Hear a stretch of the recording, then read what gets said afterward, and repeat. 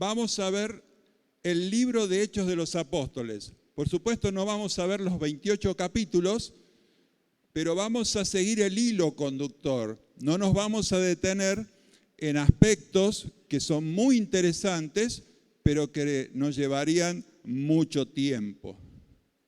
¿Cómo llega a nosotros el libro de Hechos de los Apóstoles? Bueno, sabemos que el hermano Lucas escribe su evangelio, el evangelio de Lucas, y allí se mencionan unos 30 y pico de años desde el nacimiento hasta la muerte de Jesús.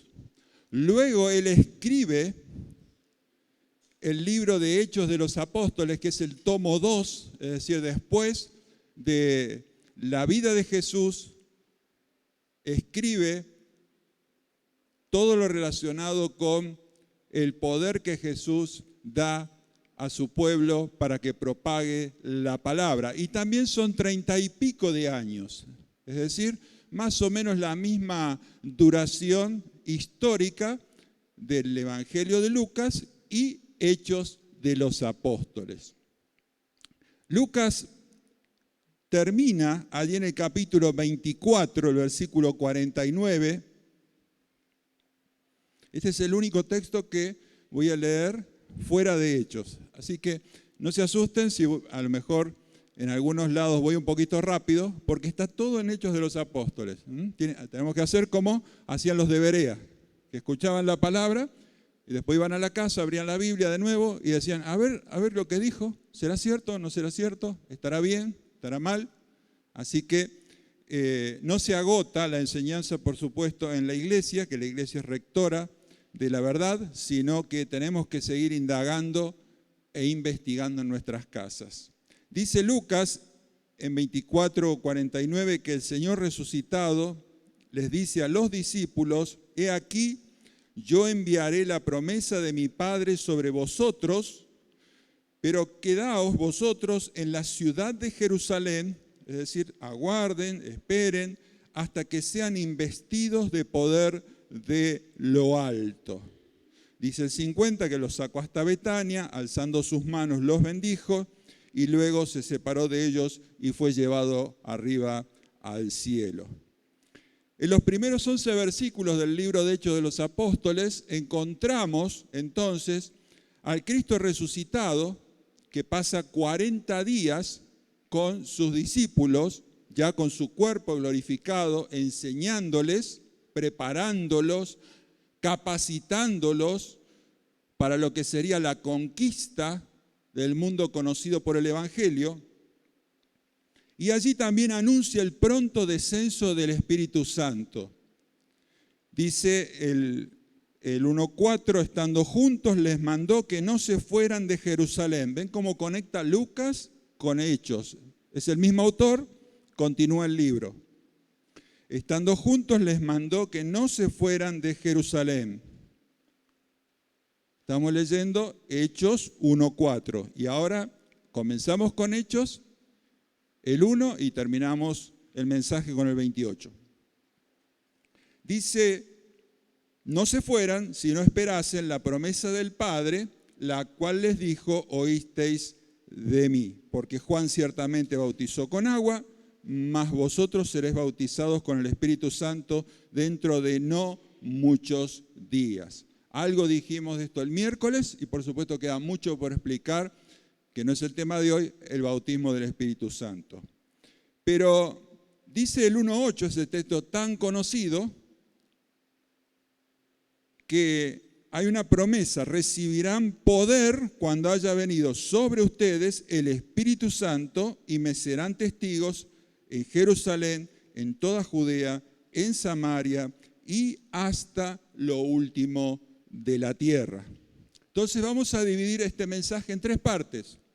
Cómo la palabra de Dios actúa en Jerusalén, cómo la palabra de Dios actúa en Judea, es como si dijéramos San Luis capital y ciudades de alrededor, eso sería el Judea, el alrededor de la ciudad capital. Samaria, la franja que había entre Judea y Galilea, en la cual los samaritanos y los judíos se odiaban, pero Dios los amaba. Eso es algo maravilloso. La palabra de Dios, vamos a ver en la segunda etapa, llega a Samaria, porque si bien los hombres y las mujeres tienen prejuicios, sentimientos y a veces odios que vienen de generación en generación, Dios ama a todas las personas. Y es entonces que la segunda etapa es que una vez que está saturado Jerusalén del Evangelio, el Evangelio ya vamos a ver que no por voluntad de los discípulos, sino que Dios lo tiene que patear el hormiguero, tiene que decir, bueno, se van de acá a predicar a otro lado porque se desata una persecución muy grande en Jerusalén y tienen que salir. A causa de eso la palabra entonces es llevada a otras regiones. Entonces ahora estamos en Jerusalén, nos ubicamos, estamos en Jerusalén, estamos entonces, los discípulos ahí están mirando arriba, Jesús es alzado al cielo, los varones que están allí le dicen, ¿por qué están mirando? Este mismo Jesús, así como fue llevado al cielo, volverá. Y dice, Jesús regresará a buscarlos. Y dice, esperen, dice Jesús antes de irse, la promesa del Espíritu Santo. Hay cosas que tardan mucho y cosas que tardan poco en la vida. Es decir, el descenso del Espíritu Santo, que sería el capítulo 2, tardó nada más que 10 días. ¿Cómo sabemos? Bueno, es muy fácil. Jesús enseñó durante 40 días. Pentecostés significa 50 días de la Pascua o de su resurrección. Entonces nos ubicamos en tiempo, espacio, antes, están ahí, antes de que comience todo, están los discípulos juntos, expectantes. Jesús se fue al cielo, ellos estaban reunidos en el aposento alto. Ya hay un cambio con relación a las costumbres normales. Dice que estaban los varones y las mujeres juntos. Los varones y las mujeres no se mezclaban en la oración. Ahí ya hay algo que empieza a cambiar en esta nueva era que se va a iniciar en 10 días. Los varones y las mujeres dice que estaban juntos, orando. Y es entonces que pasamos al capítulo 2 y ahí encontramos el nacimiento de la iglesia en Hechos capítulo 2, hasta luego vamos a ver la expansión y vamos a terminar, por supuesto, en el tercer viaje misionero, el 20, porque ya del 21 al 28 ya trata de todo el encarcelamiento de Pablo. Pero vamos a hacer una mención rápida de todo, porque lo que nos interesa es la herramienta, la forma, como hemos escuchado y hemos acompañado en oración, el mensaje de salvación, pero no cualquier mensaje. No el mensaje de entretenimiento, no el mensaje para ganar adeptos, un mensaje que era tan poderoso que lograba la transformación real de miles de personas.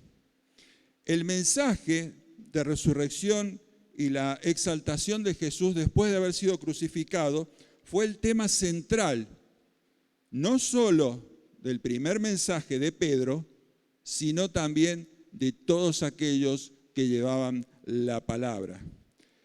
En Hechos capítulo 2 no lo vamos a leer, pero sí vamos a decir que la predicación de Pedro, cuando tiene que explicar qué estaba pasando, cuando le escuchaban hablar en lenguas extrañas y cada uno de los que habían venido a la fiesta en Jerusalén, que habían venido de todos lados, dice, qué raro esto, los escucho hablar en mi propia lengua, qué lindo. Entonces, él tiene que explicar qué está pasando. Y allí, en esa predicación, Pedro conmueve a miles de personas. Y dice entonces que él predica la palabra. ¿Y de qué manera se predica la palabra? ¿Cómo aprendemos, aquellos que queremos débilmente y pobremente tratar de compartir o enseñar algo de la palabra? Dice que cita varios pasajes del Antiguo Testamento. Lo tenemos del 2, Hechos capítulo 2, de los versículos 14 al 20. Habla de una salvación ofrecida por Cristo, Hechos capítulo 2, versículo 21. Es decir, voy rápido porque es sencillo. Si alguien tiene interés, pues en su casa lee todo el sermón completo. Habla de la cruz. Dice que él fue entonces herido y fue entonces sepultado, pero sueltos los dolores de la muerte, Dios le levantó. Habla de la resurrección en el 2:24 al 27. Luego, ese mensaje tiene que tener una conclusión. Es decir, todo mensaje tiene que tener una confrontación. El mensaje que no confronta no es el mensaje de Dios. Dios un día nos ha confrontado a cada uno de los que componemos la iglesia en este lugar a decirnos qué vas a hacer con tu pecado, qué vas a hacer con el destino que te aguarda como consecuencia de tu pecado y qué vas a hacer con Cristo que te ofrece perdón y salvación. Entonces lo que hace el apóstol Pablo es confronta a la gente con su pecado y presenta el señorío de Cristo. El primer mensaje de Pablo y los mensajes de Pedro y los mensajes sucesivos estaban llenos de Cristo, llenos de Cristo. De ahí entendemos que cuando Pablo dice en Hechos 2:36, que ese sí lo vamos a leer, Hechos 2:36, sepa pues, dice la conclusión después de todo lo anterior, ciertísimamente toda la casa de Israel, que a este Jesús a quien vosotros crucificasteis, es decir, sepan que ustedes hicieron algo malo, sepa que ustedes dieron muerte a un justo, y sepan que Dios le ha levantado, dice, le ha hecho Señor y Cristo, es decir, el designado, el enviado, el único. Allí sucede algo extraordinario. 3.000 personas se convierten a Cristo. 3.000 personas inician una nueva comunidad que se llama la Iglesia. Allí comienza entonces algo distinto que al principio parecía que era una diferencia menor con el judaísmo. Sin embargo, con el tiempo, la Iglesia iba a marcar sus diferencias en que solamente reconocía y reconoce a Jesucristo como Señor y Salvador. Dice Hechos 2:41, y aquí comenzamos con la seguidilla de textos donde la Biblia nos habla del poder de la palabra. ¿Qué dice allí? Los que, ¿qué hicieron? No fueron convencidos, persuadidos, les vendieron una religión. ¿Cómo es el tema? Les prometieron prosperidad, sanidad, bendiciones innumerables. ¿No? Dice. Los que abrieron su corazón al mensaje del Evangelio que instaba al arrepentimiento y a la búsqueda de perdón y salvación en Cristo. Los que recibieron la palabra fueron bautizados y se añadieron aquel día como 3.000 personas. Se atribuye el inicio de esta comunidad llamada iglesia al poder de Dios, no a la capacidad persuasiva de aquel que era un tosco pescador llamado Pedro. Por eso dice en el 2:46 y 47 que perseveraban ellos, los nuevos convertidos o los primeros convertidos, dice que perseveraban unánimes, estaban unidos, hermanados. Dice en el templo. Es interesante que todo lo que se relaciona con la expansión del Evangelio en Jerusalén tiene que ver con el templo. Y es raro, ¿no? Nosotros diríamos, porque nos imaginamos un templo como esto. Era tan grande el templo que unos se juntarían en una punta para hablar acerca del Pentateuco y otros se juntarían, como estos primeros cristianos, en la otra punta del templo para entonces escuchar la palabra de Dios. Dice que ellos estaban en el templo judío, el templo de Jerusalén. Todavía no había llegado ese momento en el cual iban a cortar con todo eso, porque nosotros no necesitamos, como los musulmanes, dirigirnos o visitar una vez en la vida la Meca o un lugar designado. Ellos por ahí, por entonces estaban, en el templo. Y dice que partían el pan, es decir, celebraban lo que se celebró en la reunión anterior, en las casas, comían juntos con alegría y sencillez de corazón, esa era la vida de los primeros cristianos, alabando a Dios y teniendo favor con todo el pueblo. Bueno, la gente cambia, después vamos a ver que los mismos que los elogiaban y aplaudían, después los comenzaron a perseguir. Dice, este es el poder de Dios, el Señor. No era el marketing, no era la publicidad, no era la promesa de recibir algo extraordinario sin esfuerzo. El Señor añadía cada día a la iglesia a los que habían de ser salvos. Vamos al segundo mensaje del apóstol Pedro. Allí lo encontramos en Hechos capítulo 3, que él da la sanidad a un hombre cojo de nacimiento también en el templo, porque ellos iban al templo. El templo era su lugar de reunión, es decir, no adentro del templo. Ellos no podían entrar al templo. Ellos estaban en el patio del templo, ¿no es cierto? Solamente los sacerdotes podían estar dentro del templo. Era un lugar de reunión, tenían lugares amplios. Entonces, allí él va al templo, Pedro, y va cruzando por una de las puertas que se llama la Puerta de la Hermosa, y dice que un cojo de nacimiento le pide que lo ayude. Y sabemos que Pedro le dice, no tengo oro ni plata, pero en el nombre de Jesucristo levántate y anda. A raíz de ese milagro, comienzan a indagar, bueno, ¿qué pasó acá? A ver, vamos a investigar un poco. Y Pedro, entonces, aprovecha esa oportunidad para volver a predicar el Evangelio, para poder dar su segundo mensaje. Ahora, no lo vamos a leer, pero el segundo mensaje tiene una estructura similar. Él predica la cruz, él predica la resurrección y él hace un llamado al arrepentimiento. Y vamos a ver después qué pasa. Dice en Hechos 3, 19 y 20, ¿lo buscamos?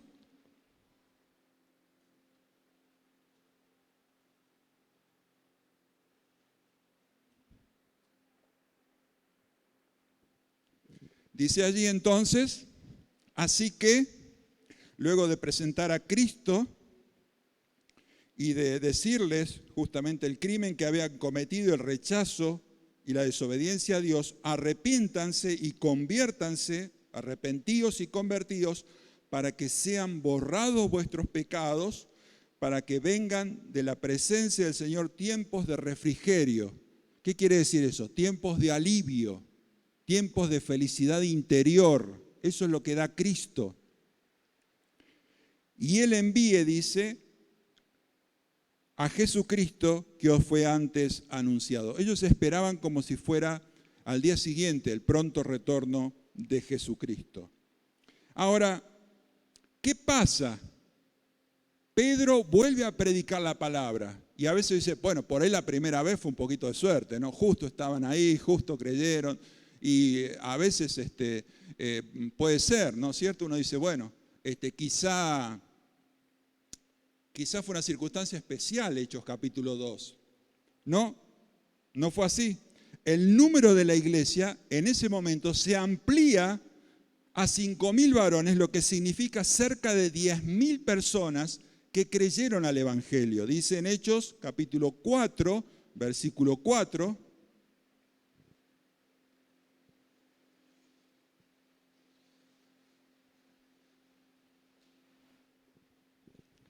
¿quiénes son estos 5.000 varones? ¿Quiénes son? Los que oyeron la palabra y creyeron. La palabra de Dios es protagonista en cada página del libro de Hechos de los Apóstoles. La palabra de Dios es protagonista esencial en la creación y la expansión de la iglesia. Los que oyeron la palabra y creyeron, se juntaban. ¿Y vos de qué trabajás? ¿Y vos qué estudiás? ¿Y vos dónde vivís? No importa. Yo recibí la palabra y la creí. ¿Vos recibiste la palabra y la creíste? Somos hermanos.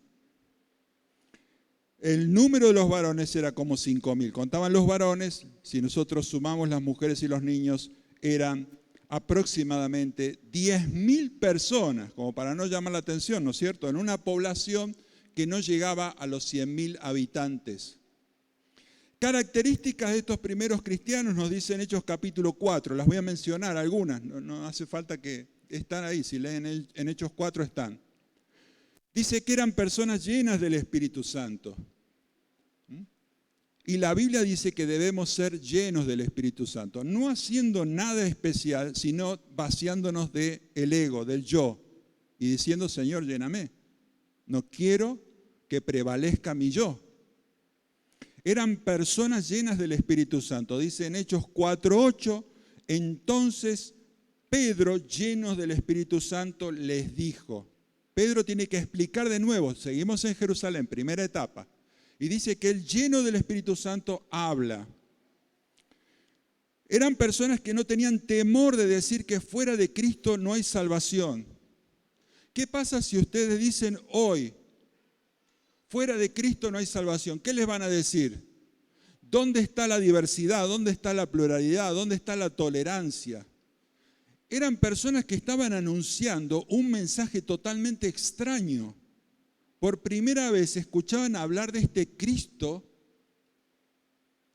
que murió y que muchos afirmaban y decían que eran testigos de su resurrección.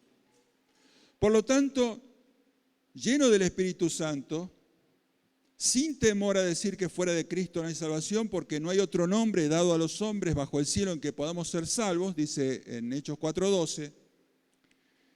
Ellos eran personas cambiadas, dice el 4:13, viendo el denuedo de Pedro y de Juan, sabían que eran hombres sin letras. Y del vulgo, del populacho, se maravillaban y les reconocían que habían estado con Jesús. ¿Cómo eran estos primeros cristianos? Tenían en claro que debían obedecer primero a Dios antes que a los hombres. A veces tenemos tanta dedicación para cumplir cada punto de la ley que tenemos miedo de que algo pueda ofender o pueda hacer que alguna persona se moleste. Y ellos decían, miren, la verdad es que queremos cumplir en toda la ley, pero no podemos quedarnos en casa guardando silencio. Hay algo que nos explota en el corazón y es compartir el Evangelio de Cristo. Su mensaje estaba basado en una experiencia personal, Hechos 4:20. No podemos dejar de decir lo que hemos visto y oído. ¿Qué sucede? Hace un resumen en el 6, en Hechos 6, Lucas, y en ese resumen vuelve a tomar protagonismo. ¿Qué cosa? ¿Qué estamos viendo? La palabra de Dios. Y la palabra de Dios se menciona acá como una fuerza, como un poder indetenible. Hechos 6:7, ¿qué dice? Fíjense que es sinónimo de la iglesia. Y crecía la palabra de Dios. Pero lo que crecía era la iglesia. Bueno, para Dios es lo mismo. Cuando la palabra satura las vidas de las personas, crece la iglesia. Cuando la palabra es enseñada en forma ordenada y continua, crece la iglesia. Y dice, crecía la palabra del Señor y el número de los discípulos como consecuencia se multiplicaba grandemente en Jerusalén. También muchos sacerdotes obedecían a la fe. Bueno, llega un momento que ellos ya están cumpliendo su cometido. ¿Recuerdan? Jerusalén, Judea, Samaria, hasta lo último de la tierra. La primera etapa estaba siendo cumplida. Jerusalén saturada de la palabra. Cuando los confronta a Pedro y a Juan, el sumo sacerdote, en Hechos 5:28, le dice,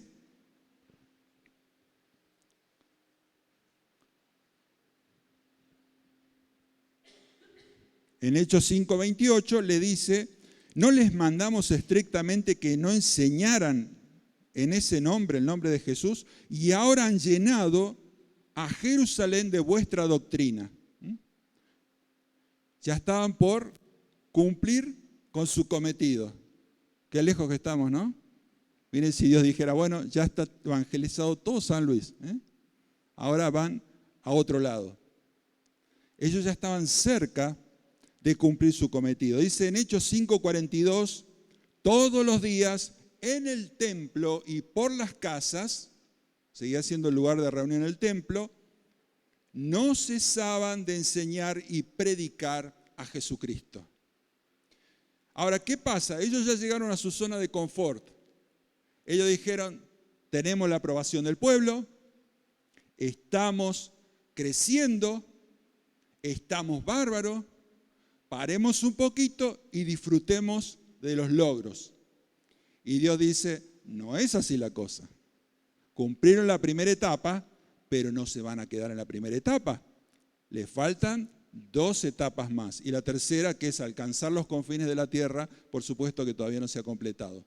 Vamos a ver entonces cómo se llega a la segunda etapa. Luego del crimen de Esteban, Esteban fue asesinado por haberse dicho de él cosas falsas. Él disputaba con una sinagoga con aquellos de una sinagoga de África, de Alejandría, y llamada de los libertos, y dice que no podían resistir la sabiduría de él. Y entonces termina, cuando les expone las Escrituras, termina entonces en una expresión, un crimen de odio. Lo matan por odio. Y dice, después del crimen de Esteban, que no lo podemos ver si lo quieren leer en Hechos 7, tenemos que en el principio de Hechos capítulo 8, versículos 1 al 4, dice que Saulo, aquí es Saulo, todavía no es Pablo, Saulo consentía en su muerte. Y ahí se terminó todo lo tranquilo, ahí se terminó toda la benevolencia del pueblo. Ahí se dieron vuelta, como es el hombre. No confíes en las personas, dice la Biblia. No pongas tu confianza en el hombre. Pon tu confianza en Dios. Y dice, en aquel día una gran persecución contra la iglesia que estaba en Jerusalén, y todos fueron esparcidos por las tierras de Judea y Samaria. En el plan y la estrategia de Dios, si nosotros no hacemos lo que claramente sabemos, Él se va a encargar de buscar los medios para que lo hagamos. Ellos estaban cómodos en Jerusalén, y Dios dice, no, yo les mandé otra cosa. A causa de la persecución tuvieron que salir corriendo, los apóstoles pudieron quedarse, pero ellos tuvieron que salir corriendo, los discípulos, y fueron esparcidos en las tierras de Judea y de Samaria, salvo los apóstoles, dice el 8:1. Dice el 8:3, Saulo asolaba la iglesia, entrando casa por casa, arrastraba a hombres y a mujeres. Bueno, los que somos grandes sabemos lo que significa eso, ¿no? Vivimos un tiempo en el cual no existía la ley durante el gobierno militar. Podían derribar la casa, llevarse una persona, inclusive matarla enfrente de todos. Bueno, eso era lo que hacía Saulo. Saulo asolaba la iglesia y entrando casa por casa arrastraba a hombres y mujeres y los entregaba en la cárcel. Pero los que fueron esparcidos iban por todas partes enseñando el evangelio. Ya no era la predicación pública, como lo vimos con Pedro, sino un testimonio personal. Ellos llegaron entonces hasta Samaria, donde dijimos, los judíos odiaban a los samaritanos, pero Dios los amaba.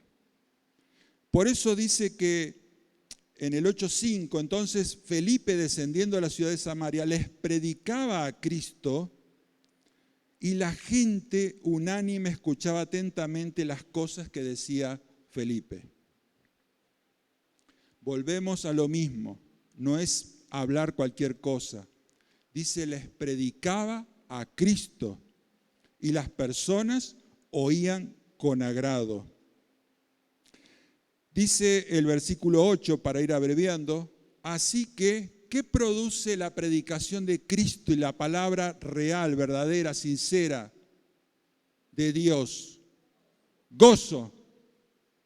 Pero es un gozo permanente, porque yo puedo ir a un lugar, ver un show, saltar, que me digan cosas lindas, y después cuando llego a mi casa me siento en la cama y agacho la cabeza y me siento triste. Pero la palabra de Dios, cuando nos hablan de Cristo y su amor para con nosotros, en morir sin que nosotros tuviéramos una actitud amable hacia Dios y al contrario, siendo enemigos, Cristo murió por nosotros, nos trae gozo, alegría, alegría permanente. Ahora, vamos avanzando. Cumplen la primera etapa, Jerusalén. Cumplen la segunda etapa, alrededor de Jerusalén, Judea y Samaria. Vamos a la tercera etapa, rapidito, hasta los confines de la tierra. Y aquí tenemos, a partir de Hechos capítulo 10, que la palabra de Dios también trabaja en el corazón de los gentiles. Para nosotros es común. Pero nos recuerdan ustedes que en el capítulo 11, los judíos lo llaman a Pedro y dicen, vení para acá, vení para acá, vení para acá, vení que te esperamos. ¿Y qué le dicen? ¿Por qué entraste en casa de hombres gentiles? A ver, ¿qué te pasa? ¿Por qué entraste en casa de hombres gentiles? Y Pedro entonces les explica lo que pasó en la casa de Cornelio. Y la conversión de Cornelio lleva el evangelio al mundo gentil, aquellos que no eran judíos. Por su condición de centurión, tenía gran influencia en la sociedad porque estaba a cargo de 100 hombres y aparte eran personas reconocidas por las autoridades romanas y por la sociedad en general. A partir de ahí, entonces, ya deja de mencionarse que sea necesario el templo, que sea necesario entonces el rito de circuncidarse, que sea necesario todas aquellas cosas que practicaban los judíos. Dice en Hechos capítulo 10, versículo 42, allí el mensaje que Pedro le entrega a Cornelio. Y vamos a ver el asombro de los que habían venido con Cornelio, que dice, bueno, si hay que predicarles, les predicamos, pero son gentiles, no esperemos nada. Y nos mandó que predicásemos al pueblo, el 10:42, que Él es el que Dios ha puesto por juez de vivos y muertos. De Jesús dan testimonio todos los profetas, de que todos los que en Él creyeren recibirán perdón de pecados por su nombre. ¿Qué había dicho Jesús? Jerusalén, Judea, Samaria, hasta lo último de la tierra. Y nosotros somos como Pedro. Él fue a predicar porque Dios le mandó. Pero a veces no creemos, no entendemos lo que Dios nos dice. Porque dice, mientras hablaba Pedro, dice el 44, mientras predicaba estas palabras, el Espíritu Santo cayó sobre los que oían el discurso. Y los fieles de la circuncisión, los judíos que habían venido con Pedro, se quedaron ¿qué? Atónitos. Atónito quiere decir sorprendido, estupefacto, perplejo. Dijeron, ¿qué es esto? No entendieron. No entendieron que Dios ama a todos y quiere que todos se salven. Y dice, quedaron atónitos de que también sobre los gentiles se derramase el don del Espíritu Santo. De forma tal que en Hechos capítulo 10 comienza la tercera etapa, que es la expansión del Evangelio a las naciones. La palabra sigue siendo protagonista, por supuesto llevada por hombres fieles, consagrados, sin pecado. Luego saltamos, vamos rápidamente y solamente lo vamos a mencionar, la iglesia en Antioquía. Dice en 11:19, y es lo mismo, ¿cómo se forma? ¿Saben que yo veo en San Luis que hay iglesias que son filiales de otras iglesias? Es una franquicia. Y uno dice, son todas iguales. Yo le digo a mi señora, mira, es una franquicia. Una franquicia es cuando se repiten, es decir, si hay McDonald's en todos lados, son todos iguales. Y digo, esto es una franquicia. No es una iglesia constituida con personas locales a través de un trabajo local. Vienen, se establecen y repiten lo mismo que hacen en todos los países.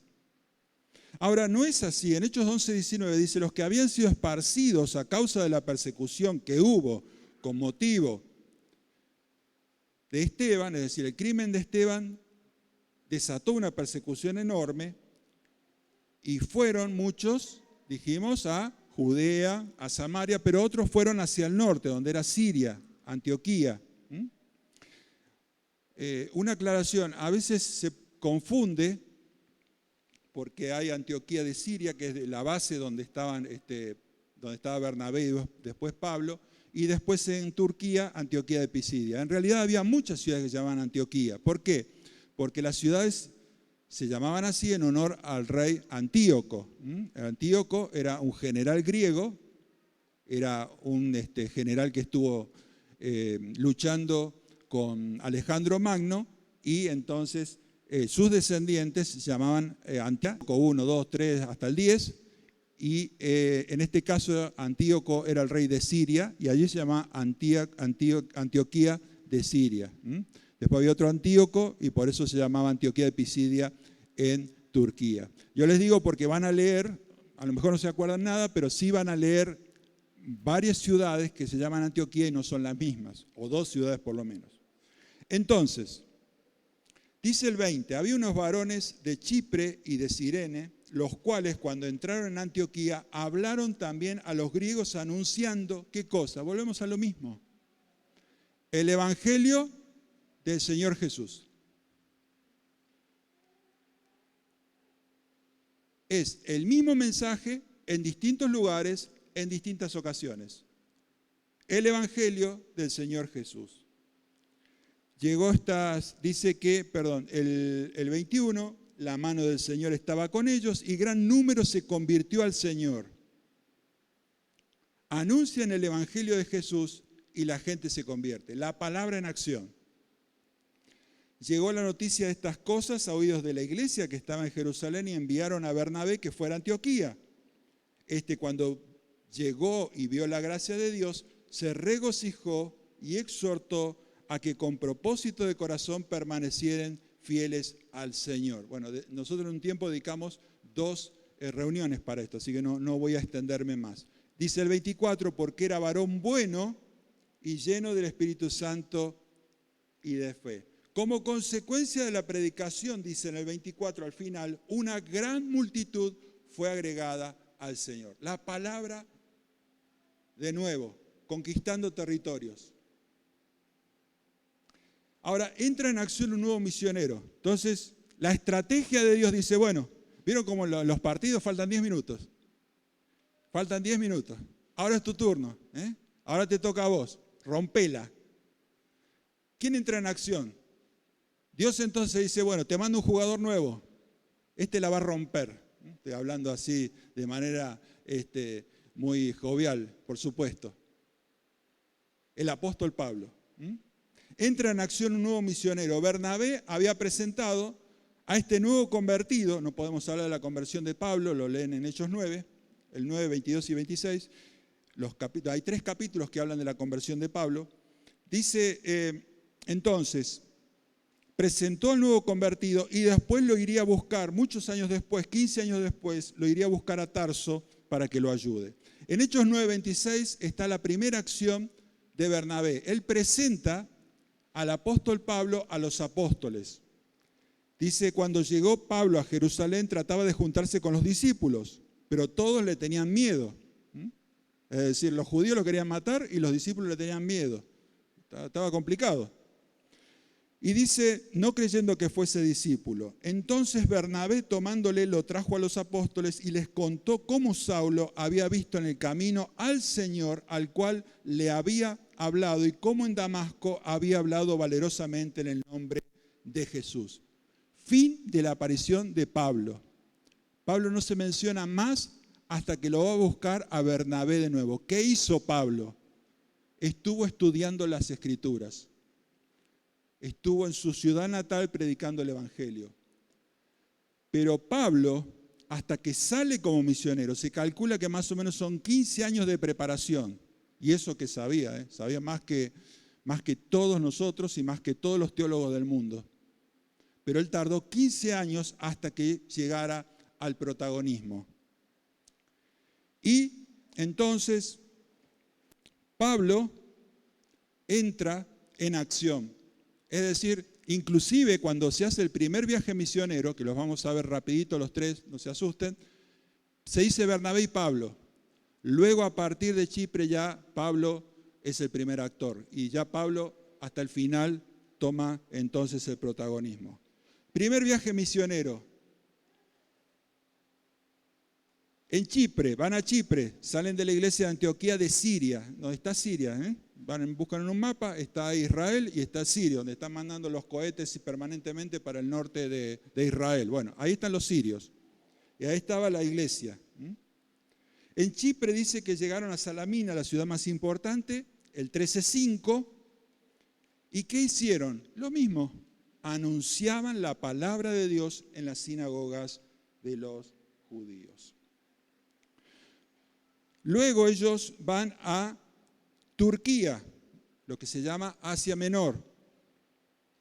Y vamos a ver nada más tres textos, y terminamos con esto el primer viaje, para mostrar cómo la palabra penetraba y destruía barreras culturales y sobre todo el poder del diablo que tenía esclavizadas a las personas en prácticas y cultos que los llevaban a una muerte en vida. Dice que llegan a Antioquía de Pisidia, la otra Antioquía que está en el centro de Turquía. Dice el 1344, al siguiente día de reposo se juntó, noten esto, se juntó casi toda la ciudad para oír la palabra de Dios. Qué grande Iván, me está acompañando, yo pensé, digo, bueno, por ahí se me quedan medio descolgados, pero Iván va ahí al trote, muy bien. Toda la ciudad se juntó para oír la palabra de Dios. Va a haber personas que digan, me aburre este mensaje. Va a haber personas que dicen, si no hay show, yo no me puedo quedar sentado en la silla. Me retuerzo en el asiento si no hay show. Pero va a haber personas que tengan interés genuino en conocer qué quiere Dios para sus vidas y para qué están en este mundo. Y esas personas van a prestar atención a la palabra de Dios. Dice en Hechos 13:49, hablando de lo que era Turquía, 13:49, y la palabra del Señor se difundía por toda aquella provincia, por toda aquella provincia. Ahora, las cosas no son fáciles. Acompañamos en la oración a Roberto cuando dice son tiempos difíciles.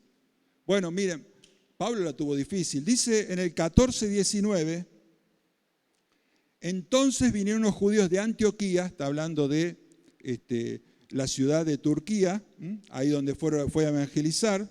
Él ya se había retirado de allí, él ya estaba en Listra, una ciudad, son todos pueblitos cercanos por lo que se ve en un mapa.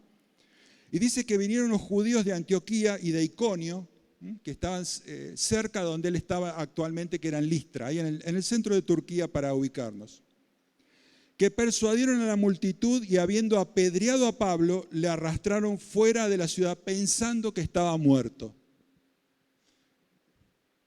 Es decir, la palabra de Dios no tiene limitaciones.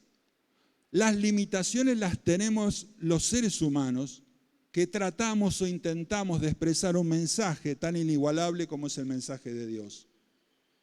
En el caso de Pablo, si lo hubieran matado, terminaba él su función como mensajero. Tomaban la posta, la llama, otros y seguían. Pero lo dieron por muerto, varias contusiones tendrían. Cuando estaba el tema del ISIS, veíamos lo que era un apedreamiento, una lapidación al estilo bíblico, horrible, porque se pone a la persona, se hace un pozo, ponen a la persona en un pozo y le empiezan a tirar piedras. La persona se cubre, pero después el tamaño de las piedras son tan grandes y la forma de tirarlas que la persona finalmente recibe un impacto en su cabeza y muere por hundimiento craneal. No es algo lindo morir de ninguna manera, pero por lapidación seguro que no. Pero Pablo se salva. Y él puede decir, miren, si me matan, sigue otro. Si me encarcelan, dice en 2 Timoteo 2:9, la palabra no está presa. Yo sí estoy preso. pero la palabra de Dios nunca va a estar presa, siempre va a haber alguien. La sangre de los mártires es la semilla de la predicación de la palabra de Dios. Y dice entonces que se levantó, rodeando a los discípulos, se levantó y entró a la ciudad, lo tuvieron que parar porque quería seguir predicando de nuevo. Y al día siguiente salió con Bernabé para Derbe. Después de anunciar el evangelio a aquella ciudad y hacer muchos discípulos en Derbe, volvieron, hicieron el camino inverso, Listra, Iconio, Antioquía de Siria, y volvieron a su iglesia. Termina fin del primer viaje misionero. No estamos viendo los viajes misioneros, estamos viendo el poder de la palabra.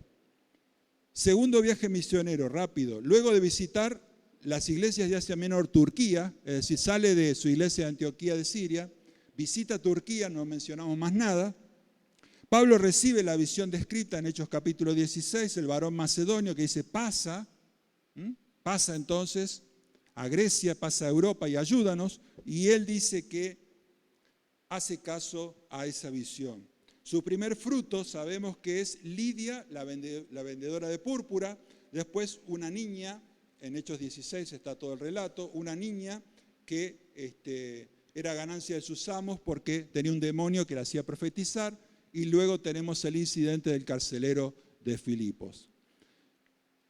Con estas tres personas convertidas y estas familias convertidas, comienza la iglesia en Filipos, a las cuales después Pablo les manda una carta.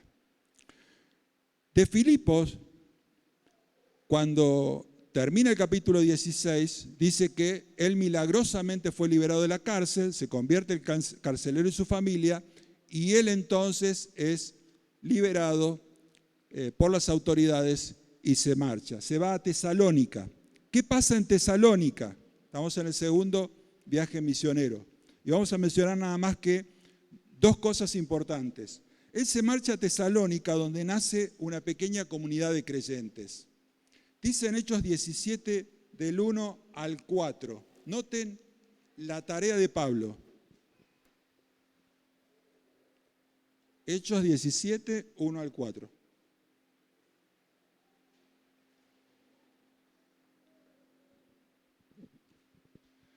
Dice, pasando por Anfípolis y Apolonia, llegaron a Tesalónica, donde había una sinagoga de los judíos. Y Pablo, como acostumbraba, fue a ellos y por 3 días de reposo, 3 sábados seguidos, ¿qué dice? Discutió con ellos, argumentó.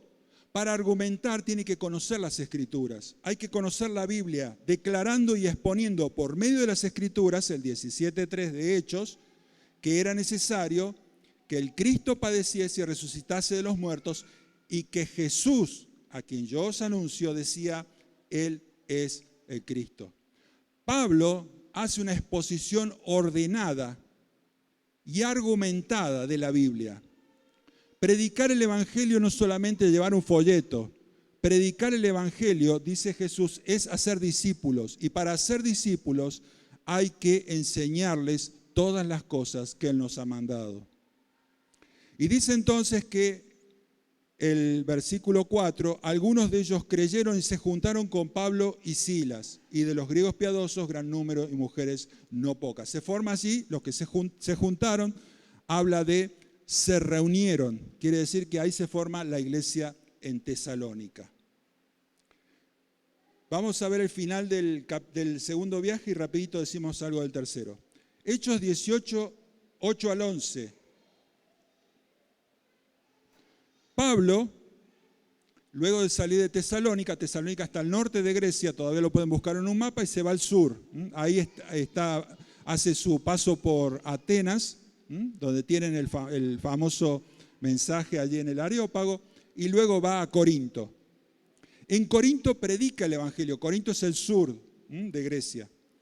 Dice el 18, 8 al 11, Crispo, el principal de la sinagoga, creyó en el Señor con todas sus casas, y muchos de los corintios, oyendo, creían y eran bautizados. Era importante y es notable que la palabra de Dios llegaba a todos los estratos. Es decir, se convertía Lidia en Filipos, que era una persona de la alta sociedad, y se convertía también un carcelero. Acá se convierte el principal de la sinagoga en Corinto y muchas personas se convierten. Imagínense que se convierte el obispo de San Luis al Evangelio. El impacto que sería. Porque el Evangelio llegaba a todos lados. Crispo, el principal de la sinagoga, se convierte al Evangelio y fue un impacto. Entonces, dice Pablo en el 18:11, y aquí notamos lo que es la enseñanza ordenada de la palabra. Y se detuvo allí 1 año y 6 meses, haciendo ¿qué cosa? Enseñándoles la palabra de Dios. Enseñándoles la palabra de Dios. De Corinto vuelve a Turquía, pasa por Éfeso y luego llega a Antioquía finalizando el segundo viaje. Vamos a mencionar algo nada más, hablando del poder de la palabra, 2, 3 cositas nada más del tercer viaje misionero. Pablo emprende el tercer viaje misionero, recorre las iglesias de Turquía y se establece en Éfeso. Dice en Hechos 19, versículo 8, ya voy terminando, les agradezco la paciencia. Y entrando Pablo en la sinagoga habló con denuedo por espacio de 3 meses. Denuedo quiere decir valentía, fervor, pasión, discutiendo y persuadiendo acerca del reino de Dios. Pero endureciéndose algunos y no creyendo, maldiciendo el camino, es decir, el camino era como se conocían los cristianos, delante de la multitud se apartó Pablo de ellos y separó a los discípulos, discutiendo cada día en la escuela de uno llamado Tirano. Recordemos, discutir es argumentar, no es pelearse con el otro, aquí en la Biblia. Versículo 10, otra vez la misma tarea. Nosotros pensábamos que Pablo hacía toco y me voy. Voy, dejo unos folletos y me voy. No. ¿Cuánto estuvo en Corinto? 1 año y medio. ¿Cuánto estuvo en Éfeso? Dice el 10, por espacio de 2 años estuvo allí, de manera que todos los que habitaban Asia, judíos y griegos, oyeron la palabra del Señor. Seguramente, a partir de esa predicación, los que salieron de Éfeso habrán formado lo que conocemos como las 7 iglesias que están en Apocalipsis, que están todos alrededor de la ciudad de Éfeso. Conclusión, dice el 19:20, no destaca el valor de Pablo, no destaca la constancia de Pablo, no destaca la sabiduría de Pablo, no destaca el arrojo de Pablo. ¿Qué dice el 19:20? ¿Lo leemos todos? Vamos. Así crecía y prevalecía poderosamente la palabra del Señor. No los escuché, lo leemos de nuevo, así ya terminamos. Así crecía y prevalecía poderosamente la palabra del Señor. La palabra del Señor. Cuando Pablo ya recorre después las iglesias de Grecia, vuelve allí al puerto de Mileto, que estaba cerca de Éfeso, reúne a los ancianos de Mileto, estos Hechos 20, y les dice, por 3 años, de día, de noche y de día. Siempre me sorprende esa expresión. A los tesalonicenses dice, yo he trabajado de noche y de día. Yo digo, yo no trabajo nada, si Pablo trabajaba siempre de noche y de día, y acá dice, de noche y de día no he dejado de enseñarles la palabra de Dios. Y Pablo entonces allí de Éfeso vuelve a Jerusalén para ser encarcelado. Bueno, después tenemos todos los sucesos del 21 al 28, donde Pablo ejerce su defensa, que no es el tema de ahora, pero sí cuando él está prisionero en Roma, en el 28:30 dice, Pablo permaneció 2 años enteros en una casa alquilada, y recibía a todos los que él venían. ¿Y qué hacía? Lo mismo de siempre, 28:31, predicando el reino de Dios y enseñando acerca del Señor Jesucristo abiertamente y sin impedimento. Saben que esto me desafía en lo personal a conocer la palabra, a amar la palabra, a vivir la palabra, a compartir la palabra. Y cuando hablamos con mi esposa, que le gusta también mucho estudiar la palabra y a veces discrepamos en algunos temas o interpretación de algunos temas, nos desafiamos. Y entonces empezamos a ver qué quiere decir, qué quiso decir el escritor bíblico. Y nos hace bien conocer la palabra. Y nos hace bien entender que para conocer la palabra hay que dedicarle tiempo. Pablo no tenía TikTok, la aplicación, pero si lo hubiera tenido no le hubiera servido de nada, porque dice que él dedicó 1 año entero a enseñar la palabra en Antioquía. Dios dice, tienen que evangelizar el mundo, pero tranquilos, no va a ser ahora. 1 año entero en Antioquía. 1 año y medio enseñando la palabra en Corinto. 2 años enseñando la palabra todos los días en la escuela de Tirano, en Éfeso. A los ancianos de Mileto le dice que por 3 años le ha enseñado la palabra de Dios. Pablo dedicó su vida entera a enseñar la palabra de Dios. Y la palabra de Dios no podía ser detenida, ni aun estando Pablo preso. Realmente es algo que nos asombra, el poder de la palabra de Dios. Y debemos reconocer que conocemos muy poco, pero que somos desafiados porque la tenemos al alcance, a conocerla más y más. Y si alguien está aquí y dice, bueno, entendí muy poco lo que dijo este hombre, entienda que la palabra de Dios también se llama Cristo. Y la palabra de Dios debe ser recibida, aceptada en el corazón. Que esa palabra de Dios llamada Cristo es la que trae salvación y vida eterna. Que el Señor les bendiga. Amén.